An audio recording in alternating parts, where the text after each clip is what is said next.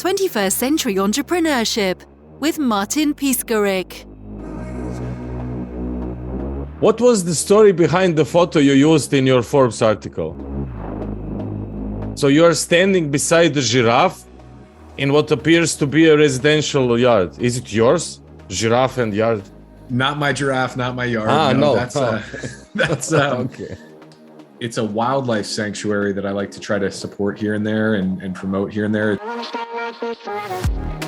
It's a place called the Wildlife Learning Center in Sylmar, California. They take a lot of animals from the exotic pet trade that people buy because they think they're cool, but they have no idea how to take care of them. And they'll actually take care of them.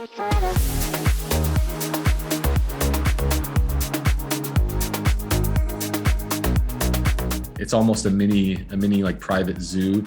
And, I try to go there a couple times a year and donate, and also just go through and hang out with animals. You get just a really cool hands-on experience. Good energy, huh?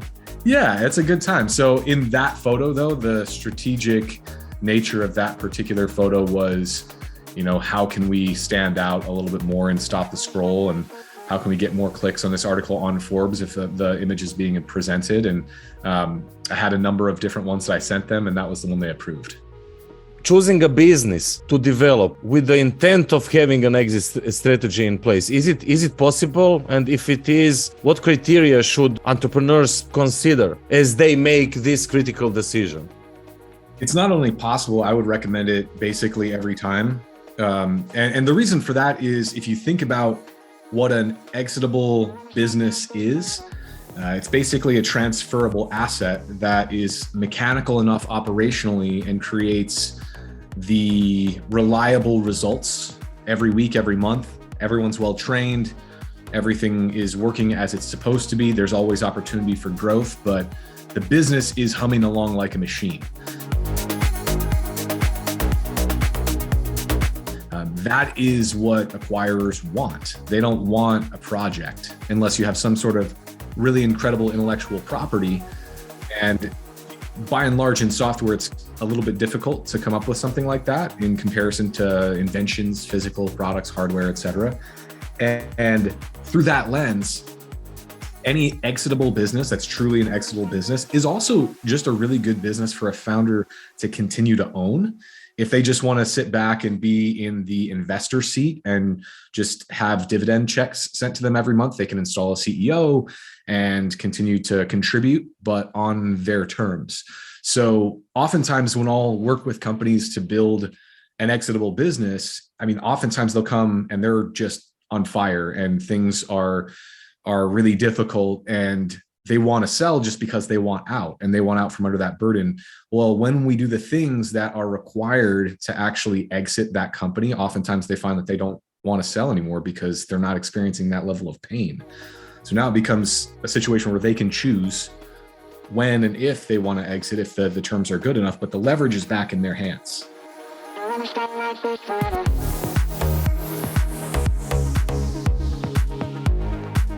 And there is still a pretty huge percentage in the States, especially, of companies that failed in exit strategy.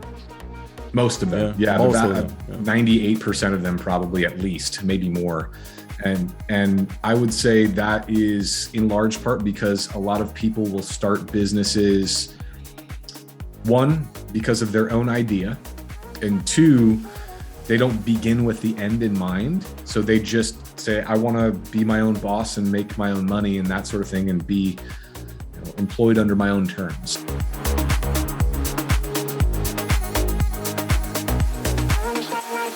How can entrepreneurs ensure their business will be attractive to potential buyers? Number one, don't fall in love with the financial outcome in the short term or the medium term, because the financial outcome doesn't help you drive strategy. It doesn't help you make decisions. There are a million ways to make money, but there are only a few ways to truly deliver a specific kind of value to a specific kind of customer. If rather than starting something because you get obsessed with an idea, instead you get obsessed with a type of customer and you get incredibly curious as to what problems they're experiencing and who is solving them to what degree, if anybody, and what value that solution could create for them, which you can do through structured customer interviews early on in the process. That sort of thing, in my opinion, is the right way. And if you see business growth and revenue growth as a lagging indicator of delivering ongoing and greater product value to a greater and greater stable of customers, it usually is a more deterministic outlook, because you're able to think about your decisions through a more narrow lens, meaning rather than what can we do to make more money this month, it's what could we do to deepen this specific type of value our customers are coming to us for.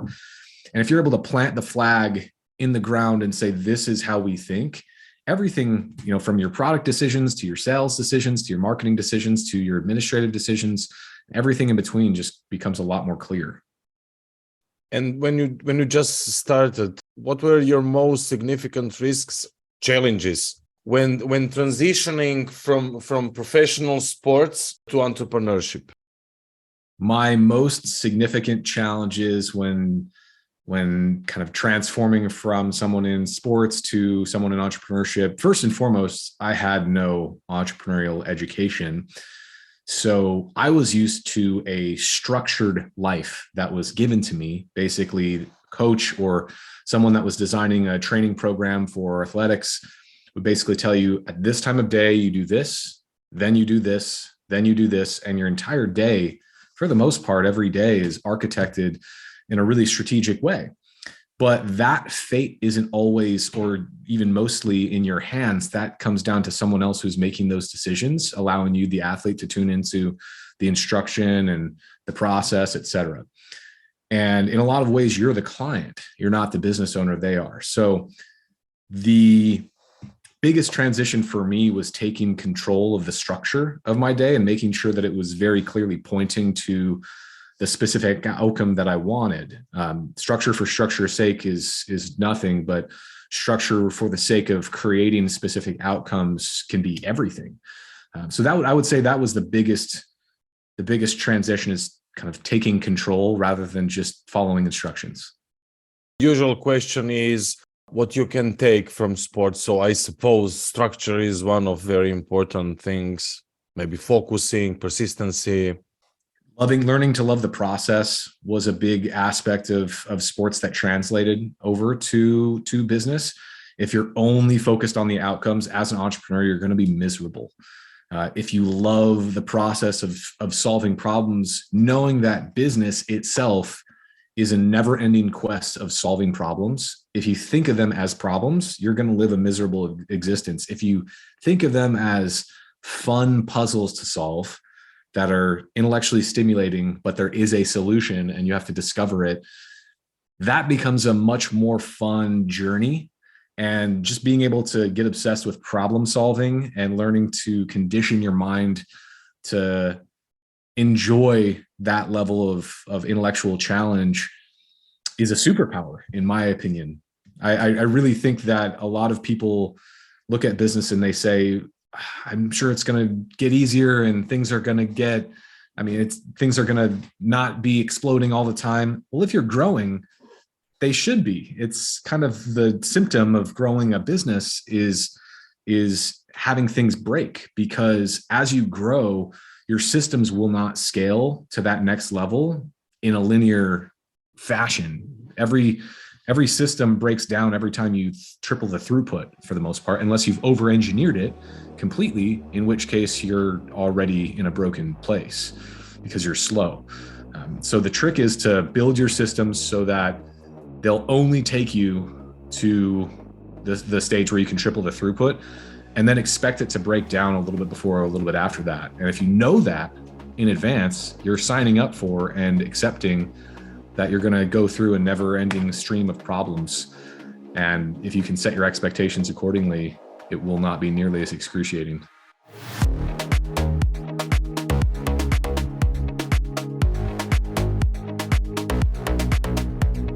And what is your approach to the systems? Do you sometimes visualize document flows, information flows for a certain meta level? Do you immerse the system into the context?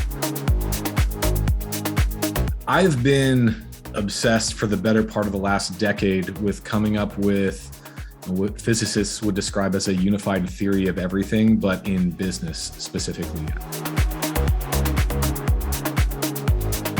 I've been wanting to create a playbook that is modular enough that you could just deploy it into almost any business and be able to just follow steps that themselves are deterministic as to what you do next.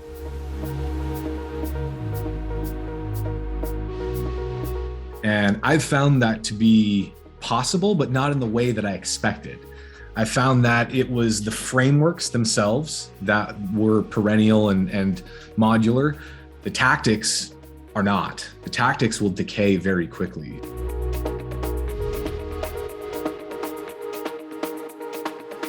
So, for example, things like specific types of funnels, or advertising strategy, or different ways of implementing certain pieces of strategic planning. Those are all fleeting for the most part.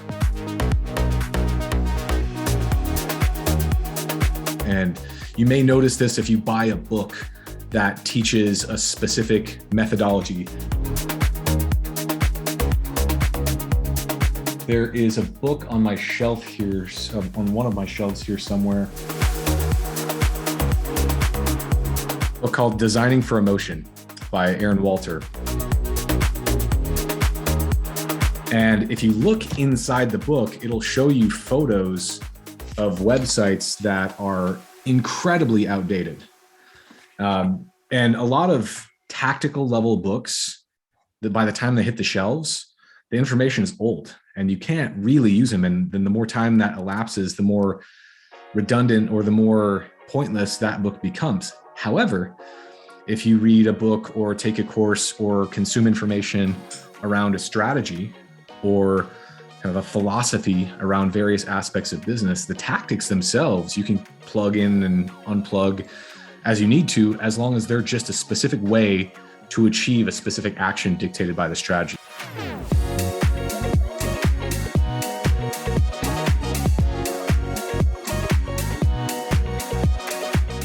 By the way, the models that I build now for companies I've only been able to figure it out for subscription-based companies so far. For other companies that are transactional, I just haven't had enough reps in the seats to understand how to plug those economics in appropriately. It's a different game to some degree, and I haven't dedicated myself to solving that problem yet.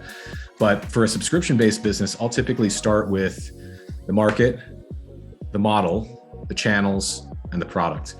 And I'll figure out how they don't fit together. Usually that provides me clues of where to start the process. If it's an existing business or a brand new one, 99% of the time, there's something that doesn't fit within that ecosystem. All of those things need to fit together. Most people talk about product market fit, but most people don't talk about things like channel product fit or model market fit, things like that, right? And Brian Balfour does a great job of explaining this. He's one of the former VPs of growth at HubSpot, current CEO at Reforge. They have some really good information on this specific area. And some of the other stuff in their process, I'm not as much of a fan of, but I have consumed basically everything they have over the years. And they're really, really smart. And I've tried to combine that with some of the thinking from the top growth leads and growth-focused CEOs in Silicon Valley and in the highest growth companies elsewhere around the world. And by combining the spirit of that information into a specific system, I'm able to deploy that, basically any company that either I work with or I start. And that's usually almost always where I start, is with those four categories. And from there, build the growth model or the first hypothesized growth model. From there, we build the strategy. From there, we create a series of experiments. And from there, we get tactical with how we implement those. And that's where most people start, which is a huge mistake. Most people start with tactical implementation and try to back in to some of these other areas. They'll try a whole bunch of different things and hope that one of them works.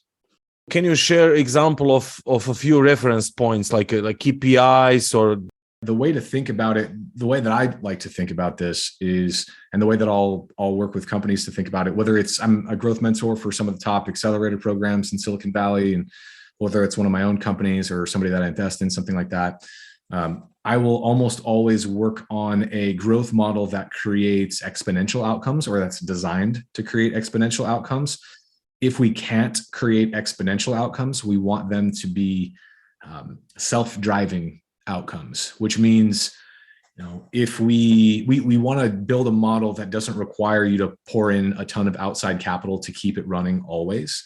You may need some of that up front, just if you want to move faster, but the intent is to make each of those channels that you choose, or each of those, some growth leads call these loops, each of the loops that you build. And I was able to write a book on viral loops back in 2018.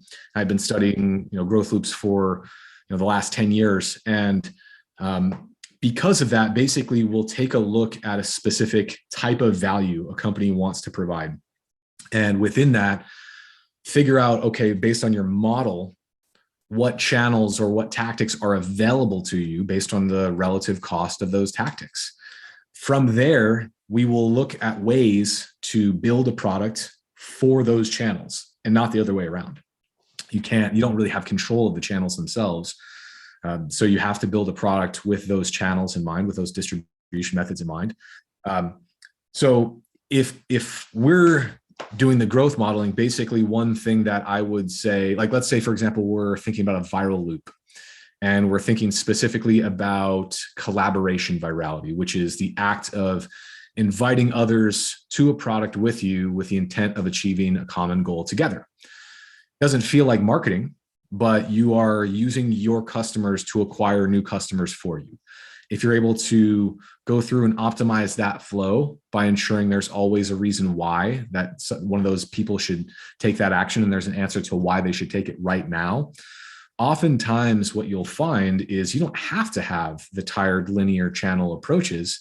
You can just use those to artificially spin that viral loop faster, and then eventually it takes over. Or at the very least, it does enough to get you a dramatic discount on, your ad spend or your outbound sales efforts if you're doing, outbound appointment setting and so forth. Or, if you're building a content engine, your cost per piece then is reduced quite a bit. So that's, or your return on content increases quite a bit, usually is what actually happens there. The traditional KPI that you think about with that particular loop, let's say, for example, your Dropbox. And Dropbox early on tried paid marketing and it failed, and it tried paid referral programs and they failed. And what they found was users were coming to Dropbox for a specific type of value, which was collaborative cloud storage. And what they found was if they put that collaboration at the forefront, and they said, yes, you can get this cloud storage, but you can also share access to that cloud storage. And they really emphasized that piece of the viral loop. What they found was that loop would spin really fast. So if your KPIs kind of look like a cyclical, flow chart that continues to spin rather than a funnel, which is just a linear path, which I think is a mistake outside of temporary artificial linear channel efforts to speed things up.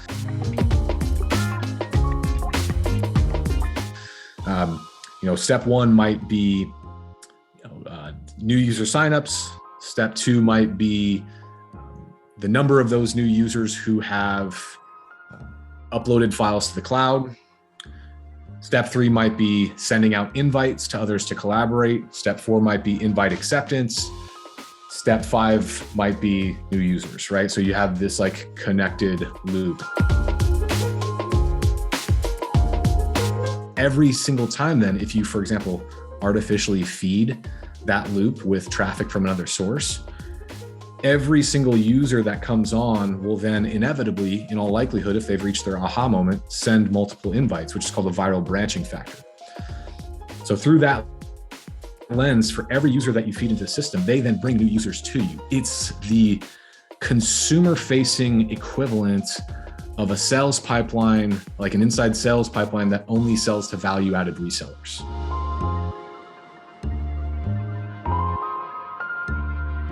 And regarding those frameworks and tactics, AI, okay, it's a question that we need all to start asking. So is it frameworks for AI and tactics for human beings, or Yeah, what's the... Great question. Great question. So this is what some of my doctoral studies are around, around the collaboration between human and artificial intelligence through the specific lens of marketing and growth.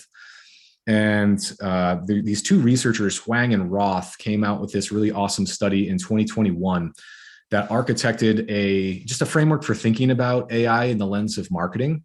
And it is very tactical. I think it does not, at this point in time, I have not seen an AI that's able to build growth models. In fact, that's exactly what we're building right now. But what we have found is there are a lot of AIs that can help with the economics of implementation, which can dramatically improve certain things. Like, for example, let's say you have a user-generated, company-distributed content loop, which is an inbound growth loop where, I mean, let's say LinkedIn, for example, early days of LinkedIn, before all their professional suite of tools and they could have sales teams, they had B2C economics. The only channels that their economics allowed them to utilize were B2C virality, which they did through their network effects, invite other companies to collaborate with you in your network.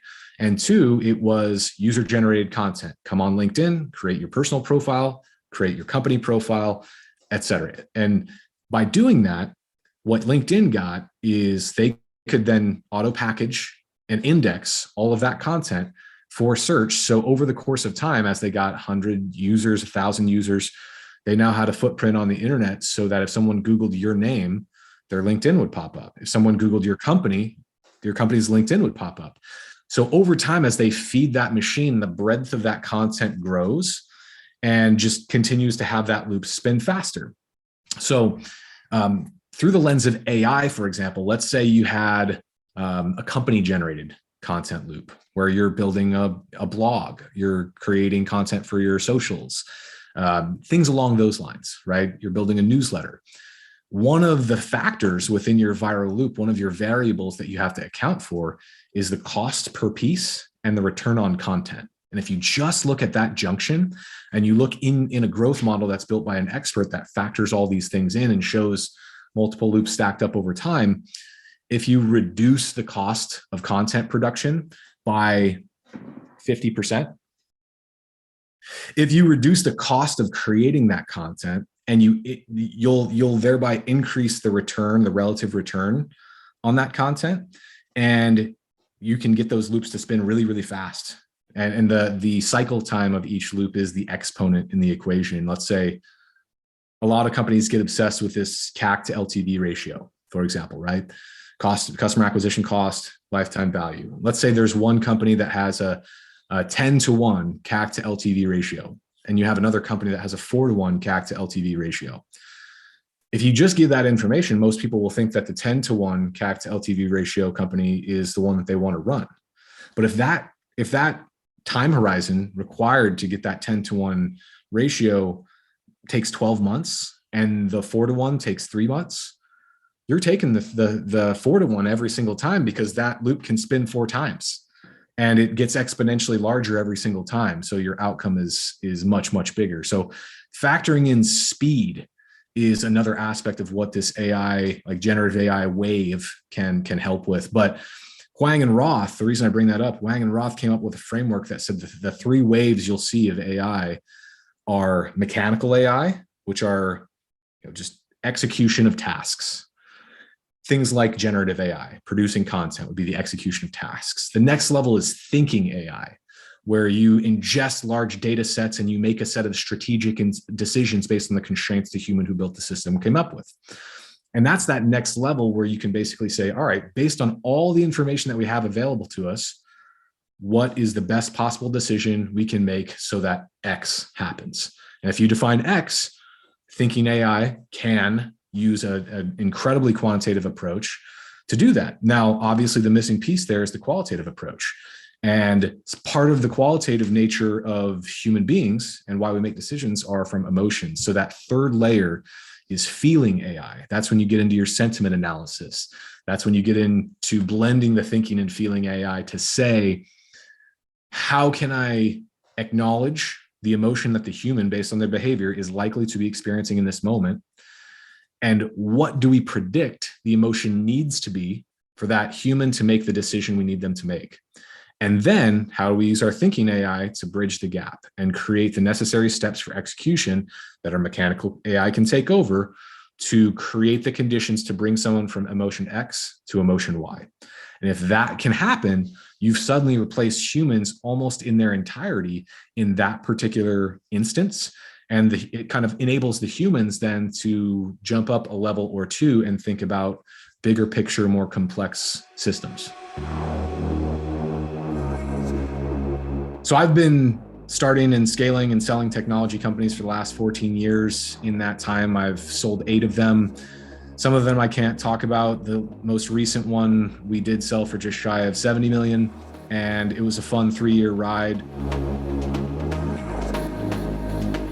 What that entire journey has taught me is that there is a specific defined process that can work for nearly any business as long as you've got subscription mechanics in place or you're open to implementing them. What we do now is we work with companies to either train their existing growth leads, train them as growth leads in our methods, those founders, or we place a pre-trained growth lead into their business to run their growth ops through the lens of the system that I've then been able to create with the help of some of the top growth leads on earth.